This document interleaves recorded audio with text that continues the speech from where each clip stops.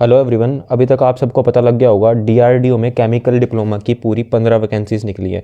ठीक है, इसका ओपनिंग डेट है जो वो 11 तारीख थी, तो अभी इसके फॉर्म एप्लीकेशन भरने शुरू हो चुके हैं और अभी 1 तारीख तक का टाइम है तुम्हारे पास, 1 जनवरी तक का। तो अभी 15-20 दिन है, आराम से फॉर्म भर सकते हो। तो मैं इस वाली वीडियो में बताऊँगा कि कौन कौन इस फॉर्म को भरने के लिए एलिजिबल है, टोटल कितनी वैकेंसीज है, क्या कुछ एग्ज़ाम का पैटर्न होगा और तुम्हें क्लियर कैसे करना है ये वाला एग्ज़ाम। ठीक है, तो पूरी पूरी जितना भी डीआरडीओ का तुम्हें इन्फॉर्मेशन चाहिए ना, वो तुम्हें इस वाली वीडियो से मिल जाएगा।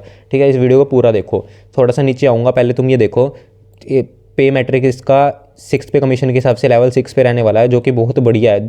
डिप्लोमा वालों का बता रहा हूँ मैं तुम्हें। ठीक है, जो डिप्लोमा वालों की वैकेंसी है वो ये वाली है। ठीक है, STAB। और जो दूसरी वाली है, जो टेक्नीशियन वाली है, वो ITI वालों की है। और जो तुम्हारी डिप्लोमा वाली है वो ये है।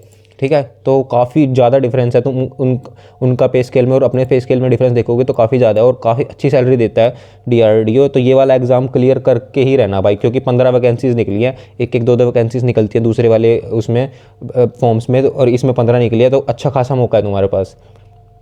अब थोड़ा सा नीचे आऊँगा, देखो ये लिख रखा है डिप्लोमा चाहिए तुम्हें कोई भी बोर्ड से जो AICTC से अप्रूव्ड हो। ठीक है, टोटल 15 वैकेंसीज आई हैं, ये तुम डिवाइड देख सकते हो कैटेगरी वाइज।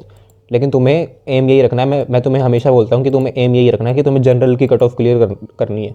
अब नीचे जाके तुम्हें दिखा देता हूँ, देखो ये ITI वाली पे स्केल है, तो तुम्हें इसका कोई लेना देना नहीं है, बस तुम्हें STAB वाली पे स्केल पे ज्वाइनिंग होगी तुम्हारी।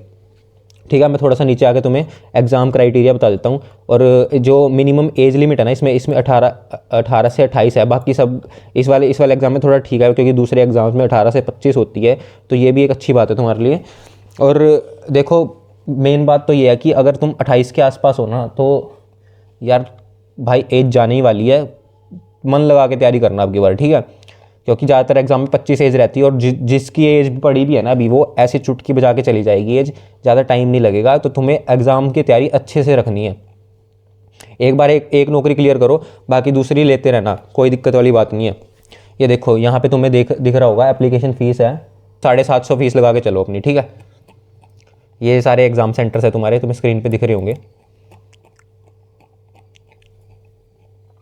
अब मेन बात है एग्जामिनेशन का पैटर्न, सिलेक्शन प्रोसेस क्या रहेगा। ठीक है, अभी तक तुमने जितनी वीडियो में देखा होगा, तुम्हें इतना ही बताया होगा कि सब में तुम्हारे 2 एग्ज़ाम होंगे। ठीक है, एक Tier 1 एग्ज़ाम होगा, एक Tier 2 एग्ज़ाम रहेगा।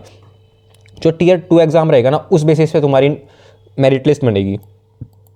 और जो Tier 1 एग्ज़ाम है ना, वो तुम्हारा सिर्फ मिनिमम क्वालिफाइंग मार्क्स है। लेकिन मेन दिक्कत यह है कि जो सबसे पहला ही एग्ज़ाम होगा ना, वो सारा नॉन टेक्निकल का होगा। और नॉन टेक्निकल में तुम्हें पता ही है बच्चे कितने गंदी तरह फंस जाते हैं। कुछ बच्चे, सारों का कोई दिक्कत नहीं होती वैसे, लेकिन कुछ बच्चे बहुत गंदी तरह फंस जाते हैं नॉन टेक्निकल में। तो तुम्हें नॉन टेक्निकल को क्वालिफाई करना ही पड़ेगा, बेशक तुम्हारा टेक्निकल कितना ही अच्छा क्यों ना हो। तुम 100 में से 100 ले आना टेक्निकल में, कोई फ़र्क नहीं पड़ेगा अगर तुम्हारे नॉन टेक्निकल में क्वालिफाइंग मार्क्स नहीं आए। क्वालिफाइंग मार्क्स है 40%, इसमें नीचे लिखा हुआ है कि 40% मार्क्स क्वालिफाइंग है तुम्हारे। और टोटल 120 क्वेश्चन का पेपर होगा ये। तो 120 में से तुम्हें 40%, यानी कि 150 में से तुम्हें 40% मार्क्स लाने पड़ेंगे। और इसमें ना सिर्फ 2 घंटे का टाइम है, तो 2 घंटे में तुम्हें 150 क्वेश्चन सोल्व करना है, जिसमें तुम्हारे 40% सही भी होने चाहिए। तो ये वाला तो नॉन टेक्निकल का भी एक बार ध्यान से देख लेना। और दूसरा जो तुम्हें तो नॉन टेक्निकल का भी तुम्हारी तैयारी पक्की होनी चाहिए। ठीक है, एक बार क्वालिफाई कर लिया इसको, फिर उसके बाद तुम्हारा होगा टेक्निकल पार्ट का। एक तो ये तुम्हारा एक बीच में पर्सनैलिटी टेस्ट डाल रखा है, ये वाला इतना कुछ मेन है नहीं है, इसमें मुश्किल ही कोई बाहर होता है। तो मेन तो ये है तुम्हारा जो टेक्निकल पोर्शन है तुम्हारा, 120 नंबर का होगा। इसके बेसिस पे तुम्हारी मेरिट लिस्ट बनेगी। मैं तुम्हें बताता हूँ कि कैसे तुम्हें ये वाला एग्जाम क्लियर करना है। ठीक है, सबसे पहले जिन बच्चों को नॉन टेक्निकल में इशू है ना, कि तुम्हें पता ही है कि तुम 40% ला ही नहीं सकते, उनके लिए सबसे पहले सिर्फ उनकी बात कर रहा हूँ मैं। उनके लिए डिस्क्रिप्शन में एक लिंक दिख रहा होगा, तुम्हें लिख रहा होगा नॉन टेक्निकल ई बुक लिख रखी होगी, और उसके आगे एक लिंक होगा। सेम लिंक मैं तुम्हें कमेंट सेक्शन में भी दे दूंगा। उस लिंक पे जाओगे, और तो उस लिंक पे जाने के बाद तुम्हें एक ई बुक मिलेगी। ठीक है, उस ई बुक को डाउनलोड कर लेना। ठीक है, वो कुछ ऐसी सी दिखेगी, उसमें कुछ और PDF भी होंगी। अभी मैंने एक खोल के दिखाई है तुम्हें, उसमें ना तुम्हें सारे शॉर्टकट्स मिल जाएंगे, जितने भी तुम्हारे रीजनिंग के और जनरल एप्टीट्यूड के शॉर्टकट्स होते हैं ना। जिस भी तरीके के क्वेश्चन आज तक IPPS ने या फिर TCS ने पूछे गए हैं ना, सारे के सारों की शॉर्टकट ट्रिक मैंने तुम्हें उस ई बुक में बता रखी है। जाके वो ई बुक डाउनलोड कर लेना। 499 रुपीज़ की ई बुक है। देखो, पैसे वैसे इतने मत देखो अभी तुम्हारा मेन फोकस ये रहना चाहिए कि तुम्हें एग्जाम कैसे क्लियर करना है, क्योंकि पैसे तो तुम्हारे भाई ये वाला फॉर्म भर रहे हो तो उसमें भी तो कट ही रहे हैं ना। अगर बिना तैयारी के जितने मर्जी फॉर्म भरते रहो कुछ नहीं होने वाला।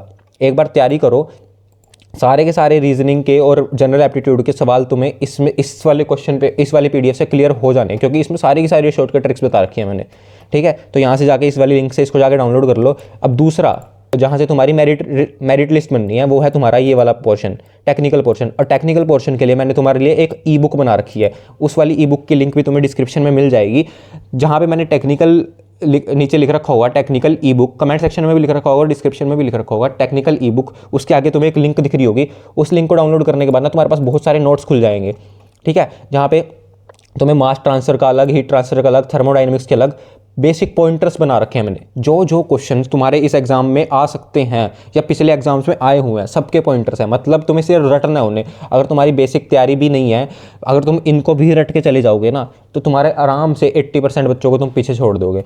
मेन तो तुम्हें यही है ना कि कट ऑफ क्लियर करनी है, आराम से कट ऑफ क्लियर कर दोगे। बस तुम इस वाली ई बुक को पढ़ के जाना, रट के जाना। अराउंड 200-300 पेज की है, ये तुम्हारे दिमाग में बिल्कुल रटी होनी चाहिए, ठीक है। ये वाली इस ई बुक को पढ़ो आराम से जाके, ये भी सेम 499 रुपीज़ की है।